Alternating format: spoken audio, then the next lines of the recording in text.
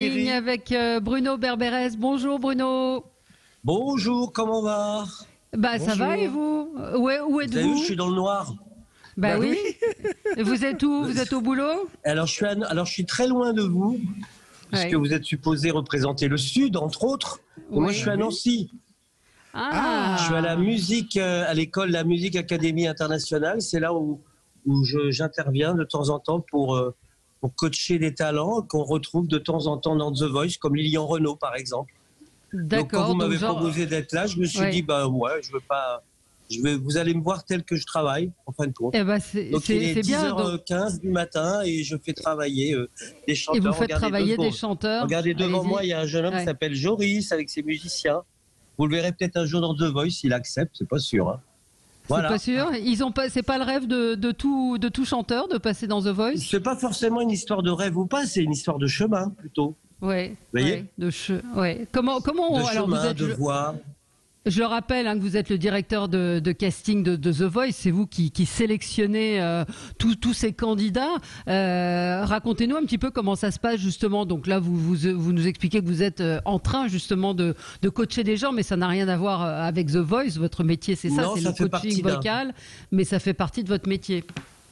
Ça fait partie d'un ensemble. Donc nous sommes toute une équipe à ITV qui produit l'émission. On est une petite dizaine. Encadré avec Pascal et Mathieu qui sont les producteurs de l'émission.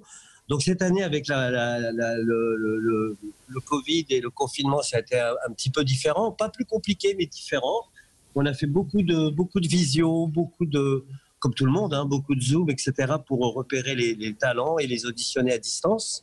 Puis voilà, d'habitude je suis beaucoup sur le terrain, dans les concours de chant, dans les festivals et tout. Mais enfin, comme tout a été annulé, il a bien fallu qu'on trouve, comme tout le monde, qu'on s'adapte. Et pourquoi pas, c'est plutôt cool de s'adapter et puis d'avoir des nouvelles pistes. Et puis on trouve des talents un peu partout, y compris à Sud Radio. Vous voyez ce que je veux dire, Valérie?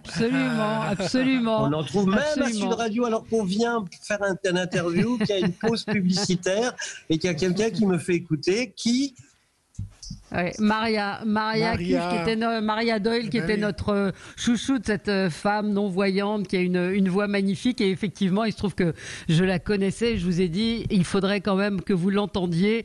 Et elle a fait un très beau parcours, Maria. Ah oui, elle est arrivée en demi-finale. Magnifique. J'ai pensé à vous tout le temps. Je pensais à vous deux tout le temps. Je me suis dit, si jamais ils disent du mal de The Voice, je vais leur dire, c'est vous qui m'avez proposé le talent. Donc tout ça pour dire à vos auditeurs qu'on trouve des artistes partout.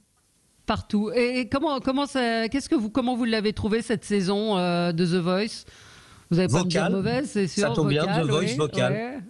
Ouais. L'année dernière, elle était un tantinet urbaine. Là, elle est très vocale. Ouais.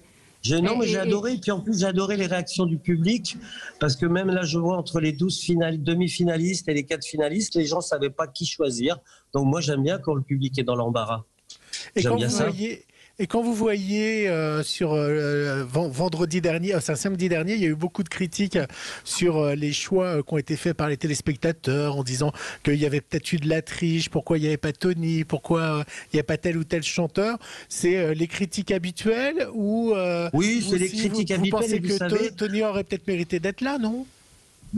Évidemment, comme Tom a mérité, comme Maria, comme Maria, comme tout le monde. Mais oh là là, mais vous savez, plus le niveau est bon, quelle que soit l'émission, c'est vrai aussi à l'Eurovision, c'est vrai partout, plus le niveau est bon, plus les polémiques sont aiguës et importantes. Ça, c'est un bon signe. Plus il y a de polémiques, plus les gens sont... Regardez, même sur un canapé dans une famille, les gens arrivent à ne pas être d'accord. Alors comment voulez-vous que tous les Français soient d'accord? Donc moi, ça me fait plaisir quand les gens font la gueule, râlent et tout ça, c'est plutôt rigolo.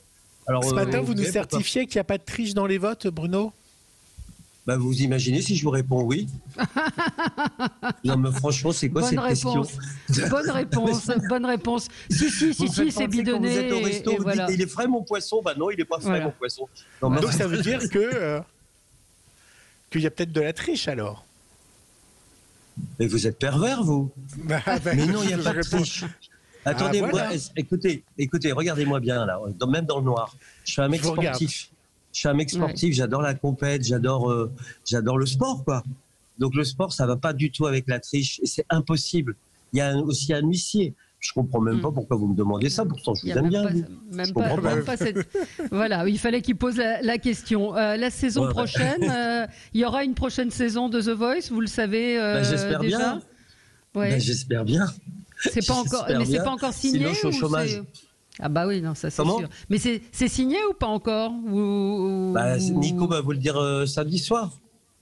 Ah, bon, donc ça veut dire que c'est signé. On le saura, d'accord. Oui, allez-y Gilles.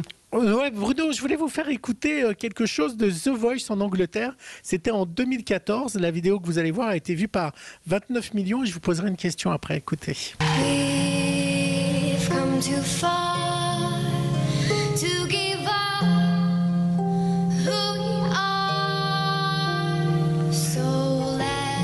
Alors c'était en 2014, c'est Anna McLucky qui chante Get Lucky et elle chante avec une harpe. Donc je voulais savoir, est-ce que Gustine est arrivée par hasard dans vos castings ou vous aviez vu également en Angleterre cette chanteuse avec la harpe? Est-ce que vous inspirez parfois des The Voice à l'étranger? Vous êtes vraiment, vraiment pas sympa et pas gentil. Alors puisque vous êtes un expert de The Voice, je vais vous renvoyer à la première saison avec Pia, qui avait déjà une harpe, et ça, toc. Ah oui, c'est vrai. C'était dans l'équipe de Bertignac. Alors, vous voyez, dans The Voice... Il est incollable, ce Bruno Berberes. Ça fait deux fois que vous êtes dans le poteau. Vous avez une troisième question? Non, mais je voulais savoir... On va l'envoyer à Koh-Lanta. On va l'envoyer à Koh-Lanta. Parfois de ce que vous voyez à l'étranger, vous pensez que le niveau est différent par rapport... Jamais. Non, mais vraiment... La seule fois où on a voulu s'inspirer de ce qu'on avait vu à l'étranger, c'était avec La Nonne en Italie et on n'a jamais trouvé. Donc voilà. Donc vous savez quoi? On cherche pas de profil particulier, on cherche des musiciens, des chanteurs. Et puis la vie nous met en face d'une harpiste, la vie nous met en place d'une Irlandaise ou d'un jeune compétiteur qui fait ses études de sport à New York, ou de Abby, ou de Gustine, enfin j'en sais rien, de tous les autres, et de Lucas Bogast, et de Kenji, et de Slimane. C'est la vie qui nous met en face, mais on ne recherche pas forcément ce genre de profil. Là, vous voyez, dans mon école, il y a des gens qui vont certainement, s'il y a une prochaine saison de The Voice, vous avez vu, je suis doué, qui vont certainement le faire, mais c'est leur talent avant tout, et derrière, dans 100% des cas, il y a des histoires et il y a des particularités. Je vous l'assure. Rappelez-nous combien il y a de candidats chaque année, de gens qui se présentent pour The Voice, pour participer à l'émission. Entre les gens que l'on trouve et les gens qui se présentent, entre 10 et 12 000, je ne sais pas, même plus. Incroyable. Et vous écoutez tout le monde? Ah non, j'écoute la poubelle. Non, j'écoute personne. Allez hop, c'est à votre tour, Valérie. Évidemment qu'on écoute tout le monde. Alors je vais vous faire pas une confidence, parce qu'il n'y a pas de secret. Ouais. En demi-finale, Terence avait envoyé sa candidature sur son MyTF1. Ouais. D'accord. Sur les 4 finalistes, bon alors Maria, je l'ai rencontrée grâce à vous. Gustine, on l'a trouvée sur les réseaux sociaux pour les 4 finalistes. Abby, on l'a vu dans un open bar, dans un open mic dans un bar. Et vous vous souvenez d'Aurélie Konaté, la Starac? Oui, absolument. Et plein d'autres choses, camping et tout. Ben, c'est elle qui me l'a signalé. Vous voyez, comme quoi. C'est un peu partout. Ouais. Tom Rocher, on l'a vu sur les réseaux sociaux. Et il reste le 4e, c'est Antoine. Antoine, c'est The Voice Belgique. Mais on l'a, parce que comme The Voice Belgique, il l'a fait il y a très très longtemps, il n'a pas été très loin. On a vu ces dernières posts qu'il a fait. Voilà. Donc vous voyez, c'est assez divers. Il n'y a pas de solution, il n'y a pas de recette. Vous avez un chouchou? Vous avez un chouchou? Vous avez un pronostic? Non, mais je vous assure, vous me connaissez maintenant. Je suis vous pose des questions. Ouais. Non, mais évidemment que j'en ai des chouchous. J'en ai 4. Voilà. Alors ça, c'est de la langue de bois. Non, mais je suis pas langue de bois, vous vous demandez. Je suis comme un papa ou une sage-femme et vous me demandez de choisir. Non, je sais pas. Et je suis très content que ce soit pas moi, ni les coachs, ni personne. Ouais, après, c'est le public. De toute façon, vous savez quoi, le public, on a beau avoir des chouchous, le public, il en fait qu'à sa tête. Ouais. Et ben moi, je fais un pronostic. Je me risque, Valérie, on s'en parlera. Allez-y. Ouais, Ouais. ça va être Abby, évidemment, qui a une émotion, qui a un chant, qui a une personnalité, qui a quelque chose qui crève l'écran. Je trouve que c'est un personnage incroyable, d'une sensibilité incroyable. Et on sent quelqu'un pour qui la chanson change sa vie, change ce qu'il est. Ouais. Et c'est quelque chose de fort. Eh ben, on verra et on Et sera c'était quoi le donc prénom? devant. J'ai pas entendu le prénom. Abby. Abby, ah oui. Ouais. Abby, Ouais. c'est oui, Abby, bah, comme Gustine, hein, et Ouais. puis comme Ouais. comme Antoine, et Voilà. puis et comme Tom. Mais Bon, il y a voilà. 4 univers différents. Maintenant, C'est posez-vous plus la question. J'ai envie de plus terminer Ouais. là-dessus. Lequel des 4, et peut-être les 4, j'en sais rien, peut transformer l'essai, faire un succès discographique?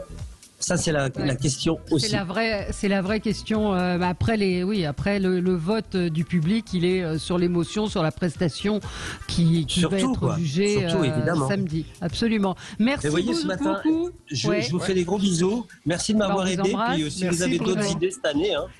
Et on va On a se mettre. Patrick Roger. Il y a Patrick Roger Roger et Cécile de qui Ménibus. présente la matinale avec Cécile de Ménibus en duo. On va les coacher, puis on viendra vous les présenter. Merci beaucoup Bruno Berberès d'avoir été avec nous. Bravo pour cette saison de The Voice et ce casting toujours au top.